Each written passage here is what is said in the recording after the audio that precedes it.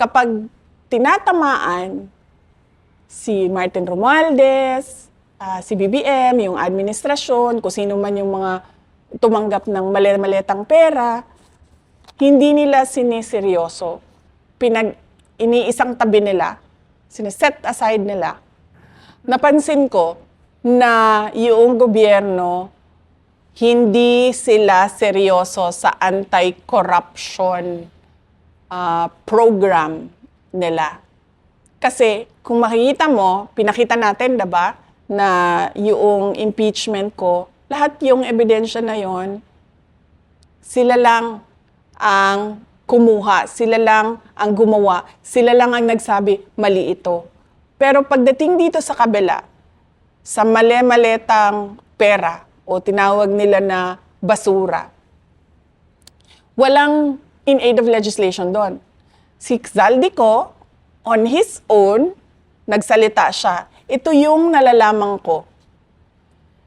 Si Gutesa, nagsalita siya. Ito yung alam ko. Itong 18 na dating security personnel ni Zaldico, na ordinaryong mamamayan, walang kapangyarihan, alam niyang kakasuhan siya, alam niyang habulin siya, alam niyang papahirapan pamilya niya, alam niyang posible siyang patayin, nagsabi ng kanilang nalalaman. Hindi ko kilala to ha, walang makakapagsabi dyan sa kanila na kinausap ko sila o nakita ko sila o kinita ko sila. Kahit man yung mga kasama nila, yung abogado. Walang makakapagsabi dyan sa kanila na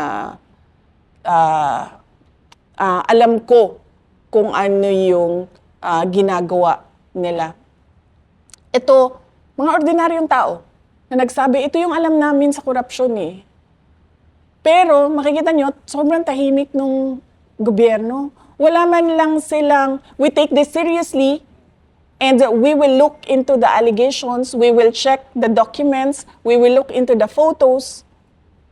If these are real, walang ganun. Ang lumalabas lang, ay nako, mga dishonorably discharged yan. Ay nako, pakawala yan ng mga Duterte. Ay nako, si Zaldico ba pakawala namin? Si Zaldico kasama nila yun, diba? Siya yung Shiminet, diba? Sa kanya galing yun. Yung Shiminet. Kay Zaldi galing yun, against me. Pakawala ba namin yan? Si Gutesa, wala man nakakilala dun sa kanya. Paano naging pakawala namin?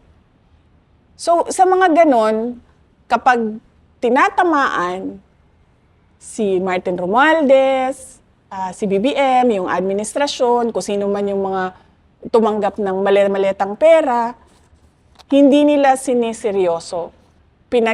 Iniisang tabi nila, sineset aside nila, na para bang baliwala. Ang ginagawa nila, inaatake nila yung notaryo, inaatake nila yung kung sino yung tao, hindi man lang nila binabanggit yung sinabi ng tao. Meron ba itong katotohanan? Dahil 18 na ito, na ordinaryong mamamayan, na nagsasabi, ginawa namin ito. Naghatid kami ng pera sa mga taong ito. Wala. Tahimik. So makikita mo, seryoso ba talaga ang gobyerno sa anti-corruption? Hindi. Wala. Wala silang pakialam. Kasi tatamaan sila doon sa mga katotohanan na sinasabi. Kasi paano mo ba masabi na merong ulterior motive yung mga nagsasalita? Ano bang, what will they gain if they speak about what they know? Diba? Wala naman eh. Hindi man yan tatakbo sa eleksyon, hindi yan mananalo.